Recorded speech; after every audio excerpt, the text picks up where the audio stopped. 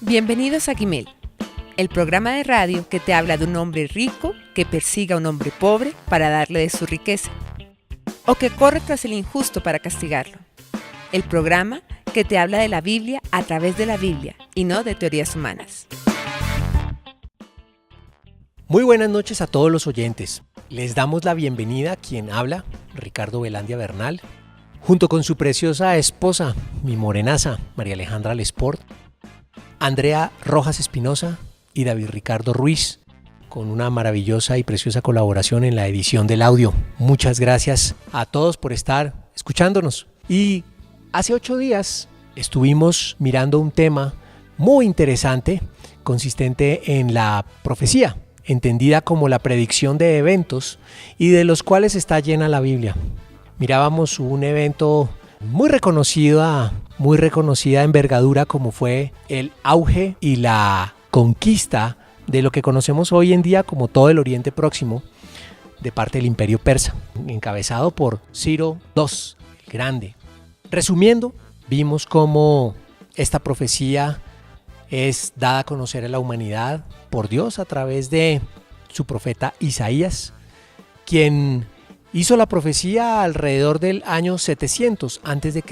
Con nombre propio llamó a Ciro como su ungido, anunció la destrucción y reconstrucción de Jerusalén y de su templo, y vimos cómo alrededor del año 570 nace este señor Ciro, conquistador de naciones, y ordena por decreto la reconstrucción de la ciudad de Jerusalén y del templo que habían sido destruidos por Nabucodonosor en cabeza del imperio babilónico. La conclusión es que la Biblia anunció con más de 120 años de anticipación estos acontecimientos, y eso nos debe dar a pensar, ¿no?, que este libro no tiene un origen humano, sino que este libro tiene un origen divino. Y eso es lo que dice la Biblia de sí misma, lo estuvimos también estudiando.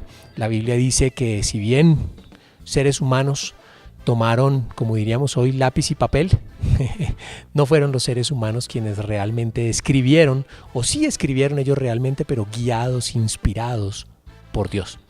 Bueno, hoy vamos a comenzar hablando, el tema de hoy trata acerca de un ejercicio matemático que consiste precisamente en la medición de la posibilidad de que un evento ocurra, de que un evento se cumpla o de que no se cumpla. Es un ejercicio, vuelvo y repito, es un cálculo matemático que nos habla de la certidumbre o de la certeza de que un evento futuro se cumpla. Y eso está regido por una serie de normas matemáticas, y ese ejercicio se llama un ejercicio probabilístico, un ejercicio de probabilidad. Explicándolo de manera muy sencilla, el ejercicio califica o arroja un resultado numérico entre 0 y 1, dependiendo de si el evento es muy probable que se cumpla o no. Entonces, arrojará un resultado de 0 si el ejercicio matemático da como resultado que es completamente improbable que el evento anunciado se vaya a cumplir, y arrojará un resultado de 1 si el evento con toda certeza se va a cumplir.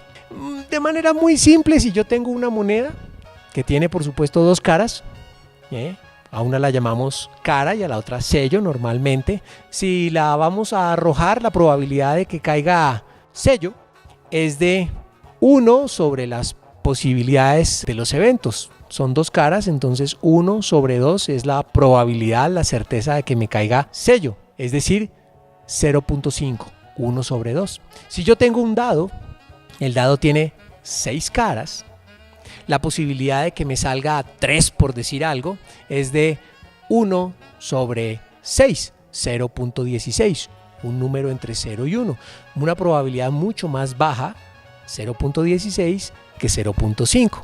Dijimos al comienzo del programa que íbamos a hablar un poquito de todo, de historia, de geografía y de matemática. Bueno, acá hay un poco de matemática. Pero, ¿qué con todo esto? Bueno, resulta que estábamos hablando de profecía, entendiendo la profecía como una serie de predicción de eventos. Y hay personas que se han tomado la molestia, se han realizado el trabajo de hacer predicciones probabilísticas sobre eventos históricos que la Biblia ha anunciado. Y se han concentrado sobre todo en el cálculo de las probabilidades de una serie de profecías o de predicciones históricas de eventos que han ocurrido alrededor de una figura muy importante y muy conocida en la Biblia, que es el Mesías, el ungido. La Biblia lo llama también la esperanza o aquel en el cual han puesto su esperanza las naciones, la humanidad en general. Esta figura es muy importante porque es el prometido, el amado, el que va a resolver los problemas de la humanidad, por decirlo de una manera muy simple. Y la Biblia hace bastantes predicciones alrededor de esta figura que conocemos, el Mesías. Profecías o predicciones mesiánicas, lo llaman algunos teólogos. Y la Biblia cuenta en el solo Antiguo Testamento con más de 300 predicciones o profecías alrededor de esta importante figura. Pues bien, en su libro titulado Science Speaks, la ciencia habla, el señor Peter Stone, quien fue presidente y profesor emérito de los departamentos de matemáticas y astronomía del Pasadena City College en los Estados Unidos, hace un reconocido y respetado ejercicio probabilístico sobre estas predicciones bíblicas con resultados pues realmente impresionantes, sorprendentes. El señor Stoner toma de estas 300 solo 8 profecías, 8 predicciones acerca de esta figura importante que es el Mesías. Y calcula cuál es la probabilidad de que estas 8 predicciones se cumplan en una sola persona. Ese es el ejercicio que hace el señor Stoner y arroja un resultado sorprendente. Tras hacer este ejercicio que es matemático, vuelvo y repito, el resultado es 1 sobre un 1 con 17 ceros. Ya hemos visto de qué trata esto. Es un número mucho más pequeño, pero mucho más pequeño que 0.5 o que 0.16. En pocas palabras, es casi cero. Interpretando las cifras, cosa que es bien importante cuando se hace un ejercicio matemático, lo que esto quiere decir es que la probabilidad de que este evento histórico o esta serie de eventos históricos se cumplan en una sola persona es casi nula. Pero se cumplieron. Eso es lo maravilloso. Estas 8 profecías, y no solo las 8, todas las que se hicieron en relación con el Mesías, se cumplieron todas en la persona de Jesús. Para de pronto poner un poquito en perspectiva lo que esto significa, podemos imaginarnos un ejercicio, hacer un supuesto. Imaginémonos por un momento que en un poco más de la mitad del territorio colombiano, es decir, sobre un área más o menos de unos 700,000 kilómetros cuadrados, nosotros arrojamos monedas. Arrojamos un montón de monedas. Previamente marcamos una monedita, le hacemos una marca especial a una de estas monedas y esos 700,000 kilómetros cuadrados los llenamos de monedas, selvas, ríos, desiertos, todo lo que sea, los llenamos de monedas hasta una altura de 50 centímetros. Un montón de monedas, ¿no? Y después vendamos a una persona y le decimos que de un solo intento saque la moneda que marcamos de una manera especial.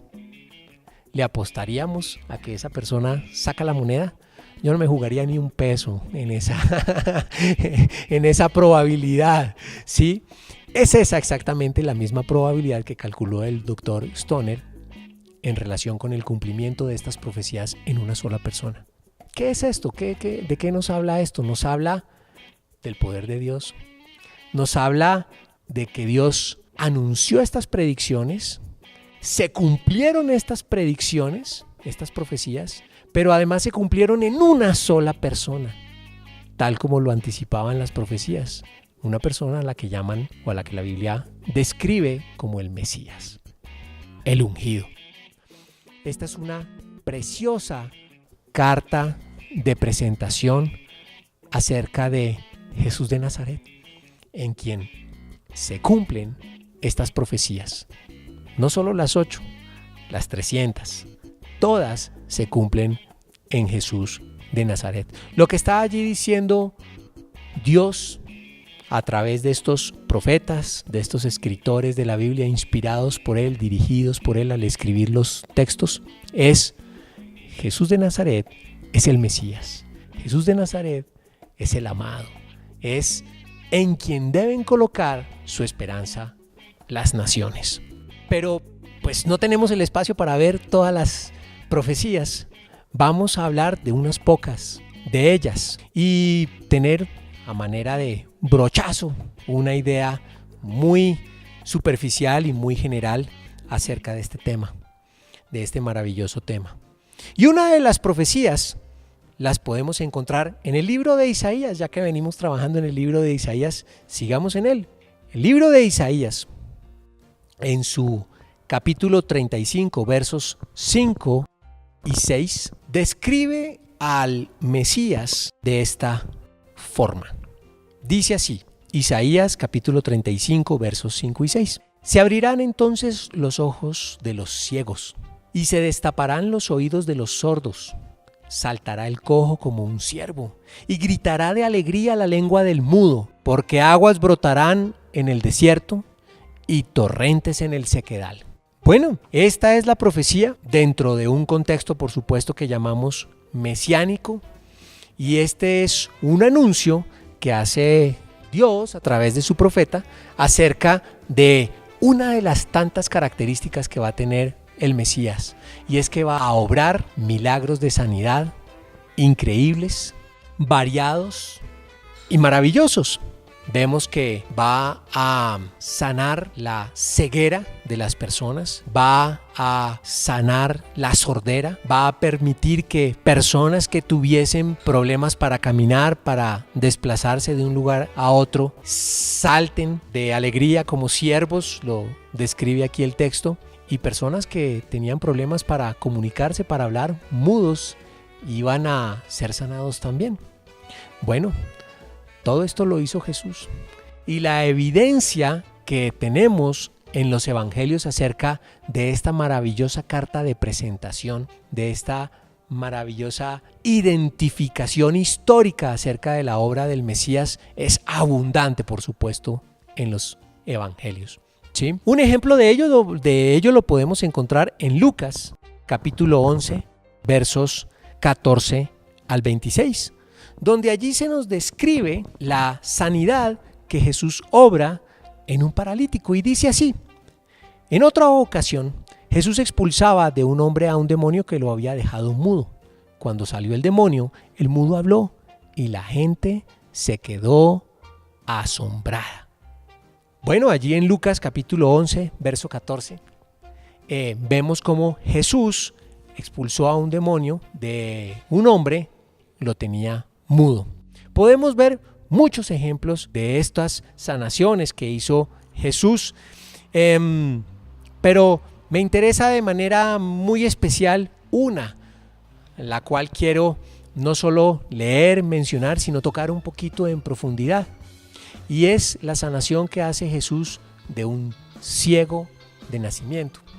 Acontecimiento histórico que encontramos en Juan capítulo 9, de los versos 1 a 12.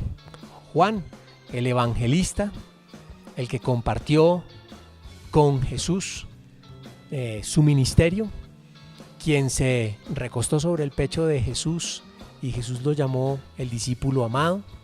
Juan, quien fue un testigo ocular de esto que va a narrar aquí en su evangelio, nos lo describe de la siguiente manera.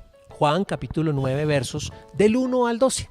Dice así: a su paso Jesús vio a un hombre que era ciego de nacimiento, y sus discípulos le preguntaron: Rabí, para que este hombre haya nacido ciego, ¿quién pecó, él o sus padres? Ni él pecó ni sus padres, respondió Jesús, sino que esto sucedió para que la obra de Dios se hiciera evidente en su vida.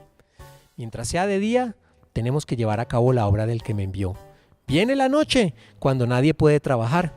Mientras esté yo en el mundo, luz soy del mundo. Dicho esto, escupió en el suelo, hizo barro con la saliva y se lo untó en los ojos al ciego diciéndole: ve y lávate en el estanque de Siloé, que significa enviado. El ciego fue y se lavó y al volver ya veía. Sus vecinos y los que lo habían visto pedir limosna decían: ¿no es este el que se sienta a mendigar? Unos aseguraban: sí, es él. Otros decían: no es él, sino que se le parece. Pero él insistía: soy yo. ¿Cómo entonces se te han abierto los ojos?, le preguntaron. Ese hombre que se llama Jesús hizo un poco de barro, me lo untó en los ojos y me dijo: ve y lávate en Siloé. Así que fui, me lavé y entonces pude ver. ¿Y dónde está ese hombre?, le preguntaron. No lo sé, respondió. Qué relato tan maravilloso y tan impresionante. De esta sanidad del ciego, por supuesto que podríamos aprender muchísimas cosas. Pero creo que, dado el contexto del programa y del tema que estamos tratando de manera especial y específica hoy, creo que vale la pena mencionar que no existe documento alguno en donde alguien haya obrado la sanidad de un ciego de nacimiento. Es un milagro más poderoso y más profundo de lo que a simple vista podamos imaginar. El ciego de nacimiento tiene una característica muy especial y es que, en contraste con otras personas que han sufrido, por ejemplo, sordera o alguna incapacidad en su desplazamiento porque ha quedado cuadrapléjico o parapléjico y se sienten incómodos con su situación, incómodos de sobremanera, el ciego no. Como el ciego nunca ha visto, el ciego de nacimiento nunca ha visto los colores, nunca ha visto un atardecer, nunca ha visto las formas, no las extraña. No tiene una noción visual de la profundidad por lo que nunca ha visto. Y eso, han descubierto los científicos, tiene una implicación a nivel de desarrollo cerebral que nosotros no podemos imaginar. Es tan grande el desarrollo o el cambio a nivel cerebral que ocurre cuando una persona ha podido ver contra una persona que nunca ha visto, que hay casos de personas que han sido ciegas de nacimiento, casi de nacimiento, que incluso han preferido no haber recuperado la vista debido a lo incómodo que les resulta ver después de haber sido ciegos de nacimiento. Es el caso del conocido Sidney Bradford, quien más o menos en los años 1950, después de que se perfeccionó el trasplante de córnea, este señor nació ciego. En su edad adulta le hicieron el trasplante de córnea y pudo ver. Cuentan personas que lo conocieron que él, al poco tiempo de haber recuperado la vista, expresó que hubiera preferido no volver a ver. Le resultaba tremendamente incómodo. Como anécdota nos cuentan que las calles decidió cruzarlas con los ojos completamente cerrados. Él se sentía mucho más seguro. Apelaba a su sentido del oído, del movimiento del piso, por el pasar de los carros, y cerraba los ojos para pasar la calle. Otra anécdota que nos puede describir esta situación es el hecho de que él trabajaba en un taller y trabajaba organizando las herramientas en un panel grande. Después de la cirugía decidió que iba a seguir realizando el mismo trabajo pero con los ojos cerrados. Le resultaba incómodo el guiarse por la forma de las herramientas y colocarlas contra el panel en la pared. Vemos cómo aquí la obra de Jesús en este ciego no consistió solo en un, entre comillas, trasplante de córnea, en una sanidad de sus ojos físicamente hablando, sino en un cambio completo de la estructura del cerebro y de la percepción para que este ciego pudiera, una vez recuperada la vista, tener una vida agradable, una vida normal. ¿Quién puede hacer eso sino Dios? Dios es el único que puede hacer eso. Y terminamos resaltando este punto con una maravillosa profecía que habla precisamente de eso, de que este Mesías, este ungido, esta persona en la cual las naciones deben colocar su esperanza, es Dios hecho hombre. Y la encontramos en muchas partes de la Biblia, pero en el Antiguo Testamento, para no salirnos del libro de Isaías, vamos a hacer una mención de esta profecía en el libro de Isaías, capítulo 9, verso 6 en adelante. Y dice así: porque nos ha nacido un niño, se nos ha concedido un hijo, la soberanía reposará sobre sus hombros y se le darán estos nombres: Consejero admirable, Dios fuerte, Padre eterno, Príncipe de paz. Se extenderán su soberanía y su paz y no tendrán fin. Bueno, haciendo una pausa aquí en este precioso texto, debemos mencionar que cuando se hace una referencia al nombre que describe a una persona dentro del contexto hebreo, dentro del contexto judío, esto hace referencia al carácter, a la esencia, o como dirían los griegos y decimos nosotros hoy en día, a la naturaleza de la persona. Pues bien, lo que dice aquí la profecía es que este niño, este Mesías que nacerá, tendrá como característica, como esencia, como naturaleza, que es Dios fuerte. Y sí, solo un Dios fuerte, un Dios todopoderoso puede obrar un milagro como el que acabamos de leer, devolverle la vista a un ciego de nacimiento, permitiendo que su vida sea una vida completamente normal.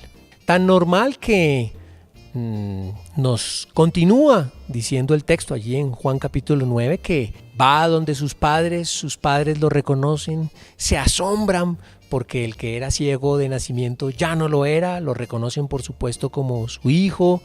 Esta persona les narra cómo Jesús, el Mesías, le quitó la ceguera y es mandado llamar por los líderes de los judíos a que explique quién y cómo le devolvió la vista. Y él, pues básicamente dice que este señor, Jesús, le mandó que se lavara un barro que le había untado en los ojos y que así iba a recuperar la vista. Él actuó en obediencia total y pudo ver. Los líderes judíos rechazaban una y otra vez a Jesús como el Mesías porque tenían una serie de ideas culturales, unas ideas preconcebidas en su cabeza acerca de lo que debía ser el Mesías. Una de ellas cosas es que estas sanidades, este tipo de trabajos no podían ser realizados en sábado, día de descanso y sagrado para el pueblo judío. De manera que al realizar este milagro, esta sanidad del día sábado, desde el punto de vista de estos líderes, Jesús no podía ser el Mesías prometido y no lo reconocían como tal. Pero lo cierto era que hacía las obras de Dios y Jesús en muchas ocasiones dijo: si yo hago las obras de Dios, créanme por las obras que hago. Pues bien, finalmente este ciego es expulsado de la sinagoga y se encuentra nuevamente con Jesús ya al final del capítulo 9. Y dice lo siguiente: Jesús se enteró de que habían expulsado a aquel hombre y al encontrarlo le preguntó: ¿crees en el Hijo del Hombre? ¿Quién es, Señor? Dímelo para que crea en él. Pues ya lo has visto, le contestó Jesús, es el que está hablando contigo. Creo, Señor, declaró el hombre, y postrándose, lo adoró. Este pedazo del texto es muy importante, porque el único digno de adoración es Dios. Muchas gracias por acompañarnos esta noche, y los esperamos para seguir hablando de estos temas preciosos y maravillosos de hoy en 8. Te esperamos el próximo martes a las 8 p.m. para seguir recibiendo la riqueza de la palabra.